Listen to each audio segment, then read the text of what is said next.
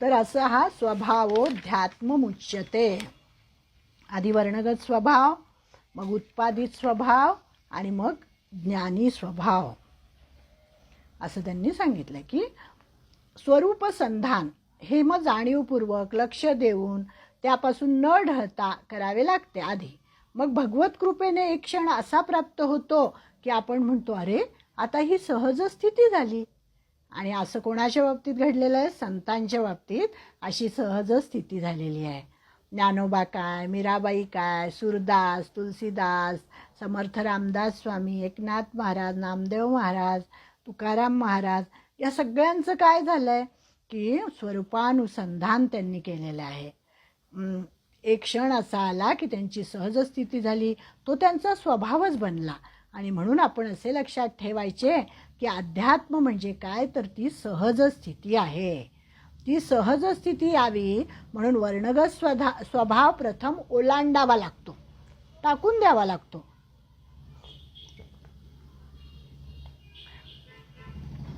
वर्णगत स्वभावावरून उत्पादित स्वभावावर जावं लागतं.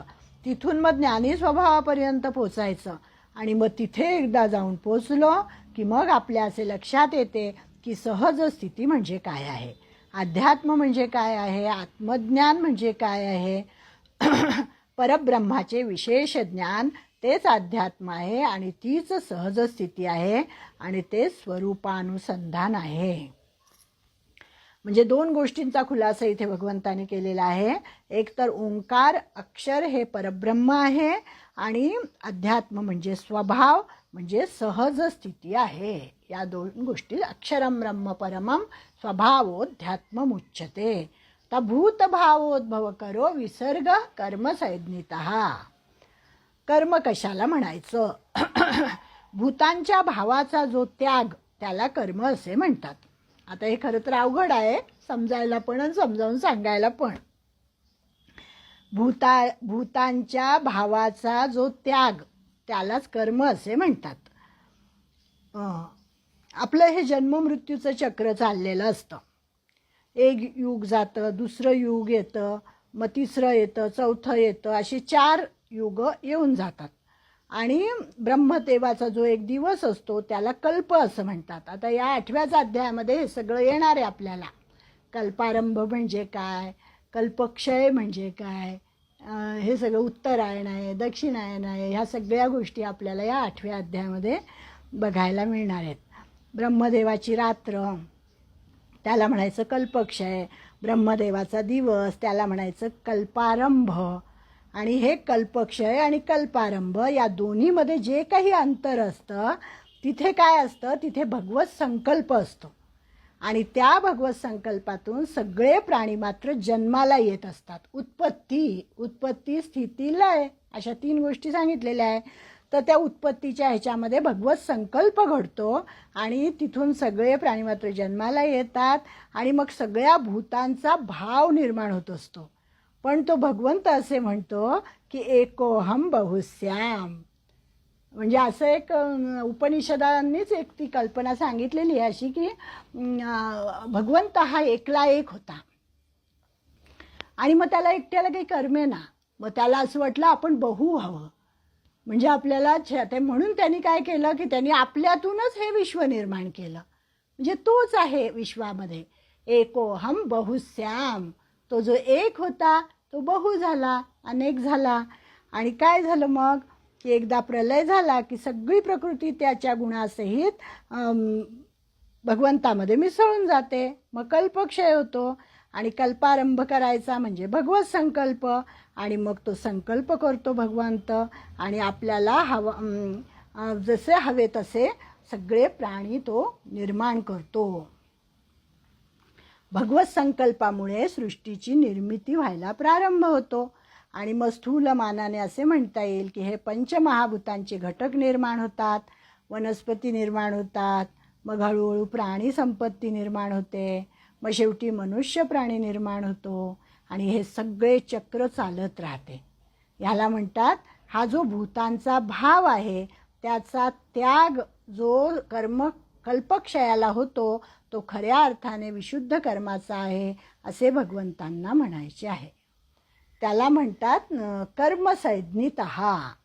कर्म म्हणजे काय की ही जी सृष्टी भगवंत निर्माण करतो ते जे त्याचं कर्म आहे त्याला कर्म असं म्हणतात. ब्रह्मदेवाजी जे सगळे देव आहेत त्यांना सुद्धा कल्पक्षयात अंत आहे असा अर्थ आहे. त्यांचाही निराश होणार, तेही इथून नाहीसे होणार. आणि भगवंतांनी जर संकल्प केला तर देवाधिदेव पुन्हा निर्माण होणार असा त्याचा अर्थ आहे. आणि अर्थात भगवत संकल्प हाच कर्मारंभ आहे. या भगवंताविषयी ज्ञानेश्वर महाराज म्हणतात, ऐसा करितेन विणगोचरू अव्यक्ती हा आकारू निपजे जो व्यापारू तया नाम कर्म. म्हणजे कर्म म्हणजे काय हे सगळं मोठ्या म्हणजे काय म्हणायचं व्यापक अर्थ याचा खूप कर्माचा, की कर्त्याशिवाय अव्यक्ताच्या ठिकाणी हा भासमान होणारा आकार उत्पन्न होतो असा जो व्यापार त्याला कर्म हे नाव आहे. म्हणजे ही सगळी सृष्टी ही कशी आहे, भासमान आहे. ही कशी आहे, ही अशाश्वत आहे. ही कशी आहे, ही लय होणारी आहे. ही सृष्टी जो निर्माण करतो, पण तो कसं आहे, कर्त्याविना निर्माण झालेली ही कृती आहे. कर्त्याविना म्हणजे काय की तो म्हणतच नाही मी निर्माण केलं, तो अकर्ताच आहे. तात्पर्य काय की ईश्वराने मांडलेली ही सृष्टी त्या सृष्टीचा यज्ञस्वरूप आत्मा समजावून घेऊन त्यागरूप आचार असणे म्हणजेच यज्ञ होय. आणि त्यालाच कर्म असं म्हणतात. कर्म म्हणजे वेद स्मृती विहित याग दान होमात्मक कर्म, याला वैदिक कर्म असं म्हणतात. स्थावर जंगम भूतांचा भाव म्हणजे उत्पत्ती आणि उद्भव म्हणजे वृद्धी होय. थोडं अवघड आहे, आपण तरी सुद्धा वाचूया. जेवढं कळायचं तेवढं कळेल आपल्याला. स्थावर जंगम भूतांचा भाव म्हणजे उत्पत्ती आणि उद्भव म्हणजे वृद्धी. ते पूर्णत्वास नेणारा जो त्याला विसर्ग असं म्हणतात. विसर्ग म्हणजे काय, त्याग. पाण्याचा विसर्ग करतात ना, म्हणजे सोडून देतात पाणी, म्हणजे त्याग. विसर्ग म्हणजे त्याग. हा त्याग शास्त्रविहित असून याग दान होमात्मक असतो. म्हणजे होम करणं, दान करणं, यज्ञयाग करणं ह्यालाच कर्म असं म्हणतात. आणि देवतांच्या उद्देशाने जो विधिपूर्वक द्रव्य त्याग त्याला याग असे म्हणतात. म्हणजे स्वार्थ त्याग हा सुद्धा एक होमच आहे. स्वार्थाचा त्याग करणं म्हणजे लोकांसाठी काम करणं हा सुद्धा एक प्रकारचा यज्ञच आहे आणि त्याला सुद्धा त्याग असं म्हटलेलं आहे. देहाभिमान टाकून ईश्वरार्पण होणे म्हणजे दान आहे. याग होम दान या तिहींमध्ये त्याग आहे. हा त्याग म्हणजे विसर्ग सर्व भूतांची उत्पत्ती वृद्धी वगैरे करतो. आता हा त्याग कोणाच्याद्वारे कसा होतो असा कोणी प्रश्न करील तर त्याचे समाधान असे की अग्नीच्या ठाई ज्या आहुती पडतात त्या आदित्यास पावतात आणि आदित्यापासून वृष्टी होते, अन्नाची उत्पत्ती होते. अन्नाच्या योगाने भूते उत्पन्न होतात, वृद्धी पावतात आणि याप्रमाणे वेदविहित जे तेच कर्म होय. म्हणजे बघा सृष्टीचं चक्र सांगितलं इथे त्यांनी की जे हे मोठमोठे यज्ञ केले जातात त्याच्यामध्ये आहुती पडतात त्या सूर्यदेवाला मिळतात. त्या अग्नीच्या ज्या आहुती आहेत त्या सूर्यदेवापर्यंत म्हणजे वाफ होऊन ती वरती जाते ना. आणि मग तिथे काय होतं, ती आदित्यापासून वृष्टी होते आणि मग ती जी वृष्टी होते जो पाऊस पडतो त्याच्यातून अन्नाची उत्पत्ती होते. आणि मग अन्नाची उत्पत्ती झाली की मग तेच अन्न हे जे जीव असतात, पुरुष आहेत, स्त्रिया आहेत किंवा इतर प्राणीमात्र आहेत, ते अन्न खातात. त्याच्यापासूनच रेत आणि रक्त निर्माण होतं आणि त्याच्यापासूनच मग दोघांचा संयोग झाल्यावर जीवाची उत्पत्ती होते आणि यालाच कर्म असं म्हणतात असं त्यांनी सांगितलं. थोडक्यात काय की परम अविनाशी ते ब्रह्म आहे. आपल्या सहज स्थितीने ब्रह्माची असलेली नित्यता व अखंडता हेच अध्यात्म आहे. आणि अक्षर ब्रह्मापासून भूतमात्रादी चराचर पदार्थाची उत्पत्ती करणारा जो सृष्टी व्यापार त्याला कर्म असं म्हणतात. परमम अक्षरम ब्रह्म परमम स्वभावोध्यात्ममुच्यते भूतभावोद्भव करो विसर्ग कर्म संज्ञितः. आता दुसरा श्लोक आहे. दुसरा का चौथा? 3 श्लोक झाले आपले. पहिल्या 2 श्लोकामध्ये अर्जुनाने प्रश्न विचारलेले आहेत. तिसऱ्या श्लोकामध्ये उत्तर दिलं. आता चौथा श्लोक आहे. अधिभूतम क्षरो भाव पुरुषश्चाधिदैवतम अधियज्ञोहमेवात्र देहे देहवृतांवर. अधिभूतम क्षरो भाव, उत्पत्ती आणि विनाश धर्माचे सर्व पदार्थ अधिभूत आहेत आणि हिरण्यमय पुरुष अधिदैव आहे. आणि हे देहधाऱ्या श्रेष्ठ अर्जुना, या शरीरात मी वासुदेवच विष्णू रूपाने अधियज्ञ आहे. जे पुढचे जे प्रश्न विचारले होते, अधिभूत म्हणजे काय, अधिदैव म्हणजे काय आणि अधियज्ञ म्हणजे काय, तर जे नामरूपात्मक आहे, ज्याला नाम आहे, ज्याला रूप आहे, सृष्टीमध्ये हे जे डोंगर दिसतात आपल्याला, पर्वत दिसतात, नद्या दिसतात, आकाश दिसतं, हे सगळं ज्याला ज्याला नामरूप आहे ते सगळं अधिभूत आहे. जे पंचमहाभूतांचा आश्रय करून असते आणि पंचमहाभूतांचा संयोग झाला तरच जे दिसते आणि पंचमहाभूतांचा वियोग झाला असता ते नामरूपात्मक शरीर नाशाला पावते, त्याला अधिभूत म्हणतात. तात्पर्य काय की प्रतिक्षण परिवर्तनशील असलेली पंचभूतात्मक नाशिवंत सृष्टी म्हणजे अधिभूत आहे, जे नाश पावणार आहे. हे सगळं जग, ही सगळी सृष्टी त्याला अधिभूत असं म्हणतात. विनाश पावणार आहे त्याला अधिभूत असं म्हणतात. जे क्षर म्हणजे विनाश पावणारे आहे त्यालाच अधिभूत असं म्हणतात. दृश्य विश्व हे मिथ्या आहे कारण ते नाश पावणार आहे. मग आता अधिदैव म्हणजे काय? तर अधिदैव म्हणजे हिरण्यगर्भ, पुरुष म्हणजे हिरण्यगर्भ, समष्टीचा लिंगरूप असून सर्व वेष्टींचा चालक म्हणजे जीवात्मा आहे. तो जीवांच्या चक्षुरादी इंद्रियांचा व आदित्यादिकांचा प्रकाशक आहे. तो जो जीव आहे, आपल्या आतमध्ये शरीरामध्ये जो आत्मा आहे, जीवात्मा आहे, त्याला काय म्हटलेलं आहे? त्याला अधिदैव म्हटलेलं आहे. अधिभूत हे नश्वर आहे, पण हा अधिदैव जो आहे, हा जीवात्मा जो आहे, तो मात्र क्षर आहे. त्याला क्षरपुरुष, अक्षरपुरुष, क्षरपुरुष असं 13व्या अध्याय म्हटले का 15व्या अध्यायामध्ये म्हटलेलं आहे. अधिदैव म्हणजे हा पुरुष जगताचे म्हणजे अर्थात समष्टीचे आणि वेष्टीचे अधिदैविक स्वरूप आहे. हा जगताचा मूलाधारभूत आहे, जगताचे अधिदैविक स्वरूप आहे.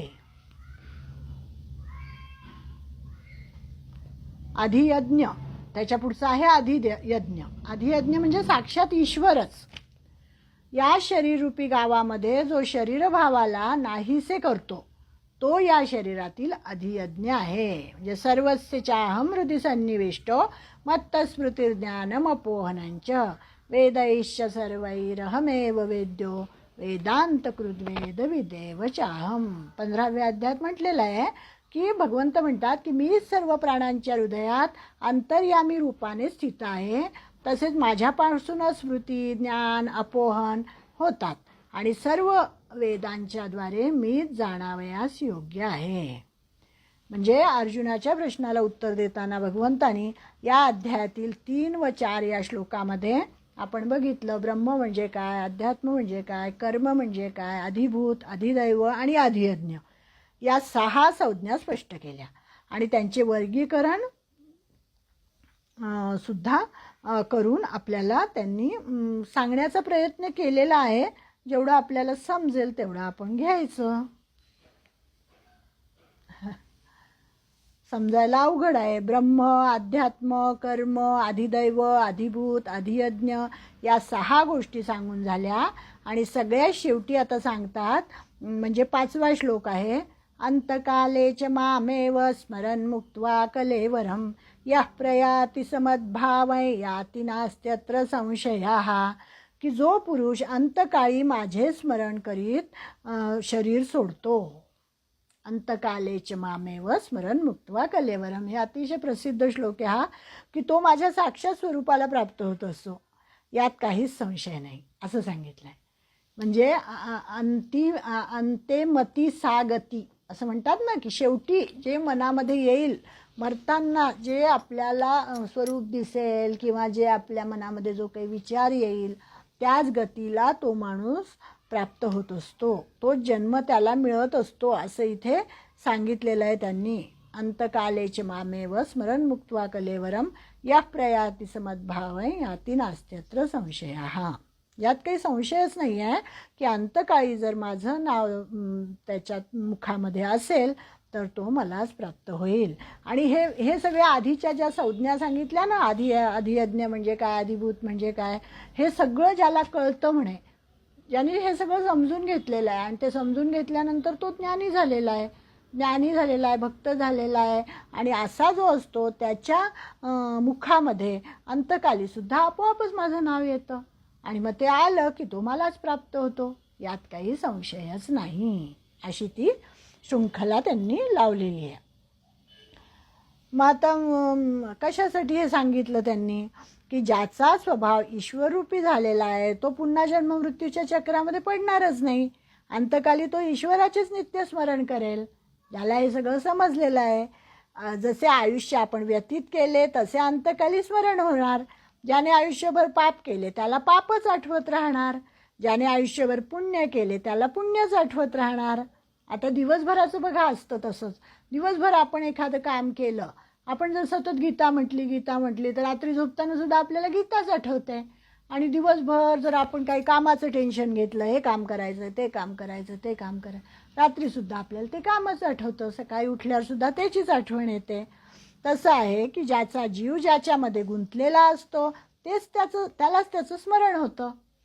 मग जडभरताची गोष्ट या ठिकाणी सांगतात.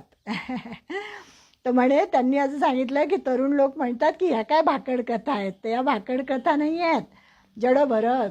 आता ती गोष्टच सांगते मी तुम्हाला, नंतर मग आपण पुढे जाऊ. की भागवतामध्ये ही गोष्ट सांगितलेली आहे की जडभरत होता, भरत राजा होता, म्हणजे आधी राजा होता तो पहिल्या जन्मामध्ये. आणि मग पूर्णपणे त्याचं राज्य झालं, त्याला मुलं वगैरे झाली. आणि मग त्याच्यानंतर यथावकाश तो जेव्हा म्हातारा झाला तेव्हा त्यांनी असं ठरवलं की सर्वसंग परित्याग करायचा, वनात जाऊन राहायचं आणि आता भगवंताची आराधना आपण करायची, असं त्यांनी ते विशेष त्याचं होतं. भरत मुनी होते तेव्हा, ते राजे होते, म्हणजे राजा होता पण नंतर मुनी झाला तो. आणि मग त्यांनी ते सगळं एका क्षणात सोडून दिलं, तो वनामध्ये गेला आणि तिथे तो राहायला लागला. आता त्याच्याकडे दयाबुद्धी होती, क्षमा होती, सगळं चांगले सद्गुण त्याच्याकडे होते. तर तो रोज तेव्हा काही जडभरत हे नाव त्याला प्राप्त झालेलं नव्हतं, भरत राजा होता. आणि मग तो काय करायचा की सकाळी उठायचं, आपलं अन्निक उरकायचं, मस्त गंगेमध्ये जाऊन स्नान करायचं, अर्घ्य द्यायचं, मग आपल्या झोपडीमध्ये येऊन तिथे काय एकांतामध्ये बसून तो ध्यान लावून बसायचा आणि भगवंताचं स्मरण करायचा. रात्रंदिवस त्याचं तेच काम असायचं. मग एकदा काय होतं, तो असंच नदीमध्ये उभा असतो आणि अर्घ्य देत असतो सूर्याला.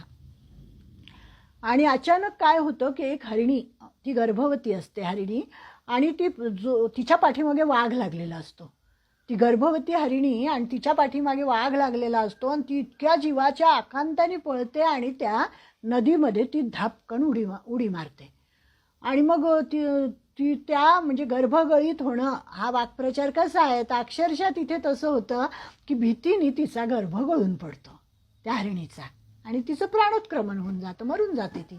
आणि तो जो गर्भ आहे ते जे हरणाचा अर्भक आहे, क्षणाचं पण त्याचं आयुष्य नाही आत्ताच झालेलं, ते याच्या ओंजळीमध्ये भरत मुनींच्या ओंजळीमध्ये ते अर्भक येतं हरणाचं. आणि मग ते पाहिल्याबरोबर त्यांच्या मनामध्ये दया उत्पन्न होते. अरे किती छान आहे छोटंसं पिल्लू, आणि आता त्याची तर आई पण मरण पावलेली आहे. ते त्याला घेतात आणि आपल्या झोपडीमध्ये येतात. मग तिथे लुसलुशीत गवताची गादी तयार करतात, त्याला झोपवतात. मग त्याच्यासाठी काय दूध असेल काय असेल त्याची व्यवस्था, सतत त्याला गोंजारायचं, तो नीट आहे का बघायचं, असं सतत त्यांचे दिवस. म्हणजे ध्यानामध्ये सुद्धा त्यांना ते हरणाचं पिल्लूच दिसायला लागतं. कुठे बाहेर गेले काहीतरी, ते काय करत असेल, त्याला कोणी खाल्लं तर नसेल इतर प्राण्यांनी, असं काहीतरी त्यांच्या मनात येतं. ते पटकन येतात. परत ध्यानाला बसले तरी डोळ्यासमोर त्यांना ते अर्भकच दिसतं. म्हणजे जन्मभर आपण काय करतो आणि कसं होतं. आणि मग तेच त्याला दिसत राहतं, त्यांना त्यांचा जीव त्याच्यामध्ये गुंततो त्या हरणाच्या अर्भकामध्ये. आणि मग त्यांचं यथावकाश निधन होतं आणि त्यांचा जन्म त्यांना हरणाचा मिळतो. हरणाचा जन्म मिळाल्यानंतर एक मात्र होतं की त्यांना ते पूर्व आयुष्याच्या स्मृती त्यांच्या जागृत असतात. आणि त्या जागृत असल्यामुळे ते जे काय आयुष्य असेल त्या हरणाचं ते संपतं आणि त्याच्यानंतर परत त्यांना एका ब्राह्मणाच्या पोटी जन्म मिळतो आणि तिथे त्यांचं नाव जडभरत असं होतं. ते कशामुळे होतं की याच्यामध्ये सुद्धा त्यांना पूर्वजन्मीची स्मृती असते. हा 3रा जन्म त्यांचा.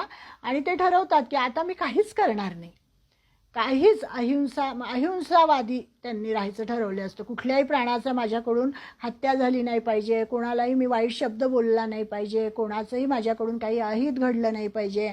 आणि म्हणून मग काहीच करायचं नाही, मिळेल ते अन्न खायचं. ते म्हणजे भाऊ असतात ते खूप बोलतात त्याला की हा काय असा आडदांड नुसता वाढला आहे, काहीच काम करत नाही, काही नाही. आणि मग ते त्याला बोलायचे, रागवायचे. हा तो सांगेल तेवढं करायचा. आणि पुढे म्हणजे सांगायचं तात्पर्य काय की हरणाचा जन्म मिळाला म्हणजे काय की अंतकालेच मामेव स्मरण मुक्त्वा कलेवरम. अंतकाळी त्यांना ते हरिणाचं पिल्लू दिसलं आणि म्हणून त्यांना हरणाचा जन्म मिळाला, हे सांगायचं होतं. पुढे अजून बरीच आहे ती गोष्ट. पण मग आयुष्यभर तुम्ही जे केलं ते तुम्हाला प्राप्त होतं असं त्यांनी सांगितलेलं आहे. माणसाला चांगल्याचे स्मरण राहते, वाईट जितके विसरता येईल तितके विसरण्याचा तो प्रयत्न करतो. हे जे चांगले आहे ना ते भौतिक असू नये पण पारमार्थिक असावे. चांगल्या गोष्टी लक्षात ठेवाव्या पण त्या कुठल्या पारमार्थिक गोष्टी लक्षात ठेवाव्या. संसारातल्या गोष्टी काही लक्षात ठेवू नये कारण मग शेवटी आपल्याला त्याच दिसतात. म्हणून त्यांनी असं सांगितलेलं आहे.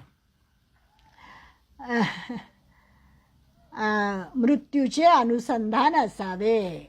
आणि आपले रामदास स्वामी पण म्हणतात ना की मृत्यूचे स्मरण असावे की सतत. मग एक त्यांनी याच्यासाठी गोष्ट सांगितलेली आहे की एकनाथांच्या घरी म्हणे एक मनुष्य जात असे नेहमी आणि पुराण सांगत नाथराय तेव्हा पुराण सांगत होते आणि हा ऐकायला जायचा. पण त्याला काही ते समजायचं नाही. स्वभावाने तो अतिशय कोपिष्ट होता, चिक्कू होता. एके दिवशी तो नाथांना म्हणाला की काय विलक्षण आहे हो, आपण कधी रागवत नाही, आपण किती गोडवाणीने बोलता, आपल्या स्वभावातली रुजुता आम्ही खरोखर उचलण्यासारखी आहे, आपल्या ठाई किती सद्गुण आहेत. मग नाथ हसले आणि म्हणाले हा स्तुती करतोय तर सावध व्हायला पाहिजे आणि याला एक मात्रेचा वळसा उगाळून द्यायला पाहिजे, आयुष्यात त्याला सावध केले पाहिजे. आणि मग काय केलं नाथांनी की ते म्हणाले माझं राहू दे पण मला मात्र या तपश्चर्येमुळे असे कळलेले आहे की आपले आयुष्य केवळ एक आठवडाभर राहिलेले आहे. म्हणजे त्या माणसाला त्याचा उद्धार करायचा असं नाथांच्या मनात आलं. आणि म्हणून त्यांनी काय सांगितलं त्या गृहस्थाला की अरे अहो तुमचं आयुष्य काहीतरी एक आठवडाच राहिलेलं आहे बरं का, असं मला कळतंय म्हणे. तर मग त्याचा चेहरा पडला, तो घाबरला, त्याला दरदरून घाम फुटला. आणि मग तो म्हणतो की नाथ याच्यावर काही उपाय नाही का. ते म्हणाले अहो सृष्टीचक्र आहे, ईश्वरालाही ते उलटे फिरवता येत नाही, मी काय करणार. हां आता तुम्ही असे करा की आठवड्याचेच आयुष्य राहिले आहे, जा आणि आठवड्याभर मजा करा, खा प्या हिंडा मौज करा. त्यावेळी तो गृहस्थ खूप घाबरला आणि घाबरून पळून गेला घरी. आणि घरी गेल्यानंतर त्याने अंथरूणच धरलं आणि मग तो नाथांच्या प्रवचनाला आलाच नाही.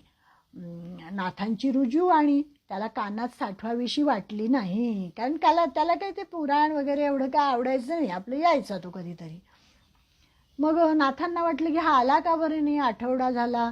मग 6व्या दिवशी नाथ त्याच्या घरी गेले आणि म्हणाले कसे काय आहात, पापाची आठवण झाली का तुम्हाला का पुण्याची आठवण झाली, आता आठवडाच राहिला आहे तुमचे मरण यायला, तर काय काय आठवलं तुम्हाला, काय केलं तुम्ही एवढे दिवस, तुम्ही माझ्या प्रवचनाला पण आला नाहीत, काही सत्कार्य केलं का, देवदेव केलं का, पूजा केलीत का. तो म्हणाला काय सांगू तुम्हाला नाथराय, यातले मला काहीही सुचले नाही. अहो डोळ्यापुढे केवळ मृत्यू दिसतोय, आता कधी मला मरण येईल, कधी मला, बाकी काहीही मला दिसलं नाही. मग नाथ म्हणाले तुम्ही मला माझी स्तुती करत होतात ना, मला म्हणत होतात की नाथराय तुम्ही किती सद्गुणी आहात हो, तुम्ही किती निष्पाप आहात, रुजू झाले आहात, चांगले झालेले आहात, सात्विक झालेले आहात. ते कशामुळे सांगू का, तर मी कायम मृत्यूला डोळ्यासमोर ठेवतो म्हणे. मी असं समजतो म्हणे की आता पुढचा क्षण माझा नाही, आता मला मरणच येणार आहे. मग असं जेव्हा मरणाचं स्मरण आपण ठेवतो तेव्हा काय होतं की आपलं मन आपोआपच समाधानी होतं, जागृत होतं आणि सात्विक होतं. आपल्याला कुठलंही पाप करावंसं वाटत नाही, कारण आता आपल्याला जायचंच आहे, आता आपल्याला जायचंच आहे, तर कशाला पाप करायचं, वाईट गोष्ट कशाला करायची, असं आपोआपच मनात येतं. आणि तसं मी रोज करत असतो आणि त्यामुळे तुम्हाला माझ्यामध्ये असे सद्गुण दिसले आणि ते तुम्हाला कळावे म्हणून मी तुम्हाला सांगितलं की तुम्हाला या आठवड्यात मरण येणार आहे असं. अशी ही नाथांची गोष्ट आहे. म्हणजे मृत्यू हा नेहमी काय करतो तर आपल्याला जागृत ठेवत असतो. मृत्यू हा काही कोणाला बघत नाही ना. रामदास स्वामी काय म्हणतात, प्रत्येकाला मृत्यू येतो. मृत्यू न म्हणे हा भूपती, मृत्यू न म्हणे हा चक्रवर्ती, मृत्यू न म्हणे हा करामती, कैवाड जाणे. कोणीही असो, जेवढे आले तेवढे या मार्गाने गेले. अमर कोण झाले? ज्यांना आत्मज्ञान झाले तेवढे मात्र अमर झाले असे समर्थ म्हणतात. मृत्यू कोणाचाही लवलेश ठेवत नाही, त्याला उचलून तो घेऊन जातो. मग आत्मज्ञान ज्यांना होते तेवढी माणसे आपली कीर्ती अजरामर करून जातात. म्हणजे देहानी त्यांनाही जावं लागतं, देहानी अमर कोणीच झालेला नाही आहे, पण कीर्तिरूपाने मात्र ते अमर होऊन जातात. संत नाही का, आज सगळ्या संतांची आपण वचनं वाचतो, ऐकतो, त्यांचे ग्रंथ वाचतो, म्हणजे ते अमर झालेले आहेत सगळे संत. म्हणजे ज्ञानाने, भक्तीने ते मागे राहिलेले आहेत. ते जे खरे संत असतात त्यांना देहाच्या क्षणभंगुरत्वाची जाणीव असते. क्षणभंगुर तन जाणुनी हरिगुण श्रवणी कीर्तनी दंग होई मनुजा, असे उगाच म्हटलेले नाही. म्हणून तृणाहुनी लव त्या तरूसारखा सहिष्णू हो. बापरे, तरू म्हणजे एखादं झाड असेल तर ते झाडाची फांदीला जर फळ लागलं तर त्या फळाच्या वजनाने ती फांदी अशी लवते ना, म्हणजे नम्र होते ती फांदी. म्हणजे तृण आणि ती सगळी जे गवत असतं ते कसं होतं, असं लवलेलं असतं. म्हणून त्यांनी सांगितलं तृणाहुनी लव त्या तरूसारखा सहिष्णू हो, अमानित्व धारण कर आणि नित्य कीर्तन करत जा. अरे परमेश्वराने तुला केवढे देणे दिले आहे आणि त्या देण्याकडे कधी लक्षच नसते आपले, कारण आपल्याला मरणाचे भान कधी नसते. आजूबाजूला मृत्यू घडत असतात, परंतु आपल्याला असं वाटत नाही की मलाही त्या तिकडेच जायचं आहे. आता थोड्या वेळापुरतं वाटतं, त्याला काय म्हणतात स्मशान वैराग्य. तेवढ्यापुरतं वैराग्य येतं. स्मशानात गेल्यानंतर माणूस म्हणतो की अरे बापरे, आता हे गेले, माणसाचं काही खरं नाही बरं का, सगळेजण जाणारच आहेत वगैरे वगैरे. आणि मग तिथून बाहेर आला की परत त्याला घराचे वेध लागतात, बायका मुलांचे लागतात. म्हणजे ही जनरहाटी आहे त्यांनी सांगितलं. म्हणून ज्याला मरणाचे भान आहे तो नित्य सुसंस्कारांकडे जाईल. केव्हा मृत्यू येईल काही सांगता येत नाही. हे चंचल मन माणसाला कुणीकडेही फरफटत नेत असते. म्हणून त्या मनावर अंकुश लावला पाहिजे, त्या मनाला सावध केलं पाहिजे असं ते म्हणतात. आणि संस्कारित केलं पाहिजे. आणि संस्कारित करण्यासाठी चांगल्या गोष्टींची सतत आवृत्ती केली पाहिजे. ज्याला ती आवृत्ती करता येत नाही त्याला सुसंस्कारित होताच येत नाही. म्हणून संस्कार जर निर्माण करायचे असतील तर ते जाणीवपूर्वक, नेणीवपूर्वक, कष्टपूर्वक साध्य करावे लागतात. त्यालाच म्हणायचे स्वरूप अनुसंधान. ते आपले स्वरूप काय आहे ते ओळखायचं. ते विशुद्ध आहे, चैतन्यमय आहे. आपलं स्वरूप कसं आहे, अध्यात्म. त्यांनी स्वभावोध्यात्म उच्यते. आपला स्वचा भाव कसा आहे, आपलं आंतरिक स्वरूप कसं आहे, तर ते चैतन्यमय आहे, ते शुद्ध आहे आणि शुभ आहे, शुची आहे. आणि म्हणून याची आपण नेहमी जाणीव ठेवायची. म्हणजे ह्या सगळ्याचं तात्पर्य काय, आतापर्यंत 5 श्लोक आपले झाले. त्या 5 श्लोकांचं तात्पर्य काय की अंतकाळी परब्रह्माचे स्मरण करायचे. 6 वाजून गेले, माझं लक्षच नाही.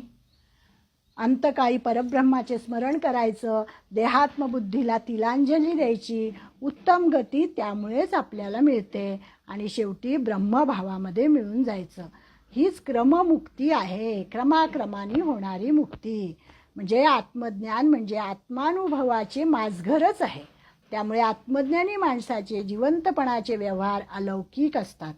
त्याप्रमाणे शरीर टाकणे ही अलौकिकच असते. शरीर पडले तरी आत्मवस्तू सगळीकडेच असते. ही जाणीव आत्मज्ञानाच्या अंतःकरणात सदैव असते. म्हणजे केवळ भगवत प्राप्तीच्या बाबतीत हा नियम नसून मृत्यूच्या वेळी देहत्याग करताना जो भाव मनात असेल त्या भावालाच मानव प्राप्त होतो, हे आता भगवंत पुढच्या श्लोकामध्ये सांगतील. झालेली सेवा भगवंताच्या चरणी अर्पण करते आणि या ठिकाणी मी आता थांबते. अतिशय महत्त्वाचा आहे हा 8वा अध्याय. खूप छान छान गोष्टी याच्यामध्ये आपल्याला सांगितलेल्या आहेत. ते आपल्या अल्पमतीला जेवढ्या मला सांगता येतील तेवढ्या मी सांगण्याचा प्रयत्न करेल आणि आपणही त्या छानपैकी ऐकाव्या. ओम तत्सत श्री कृष्णार्पणमस्तु.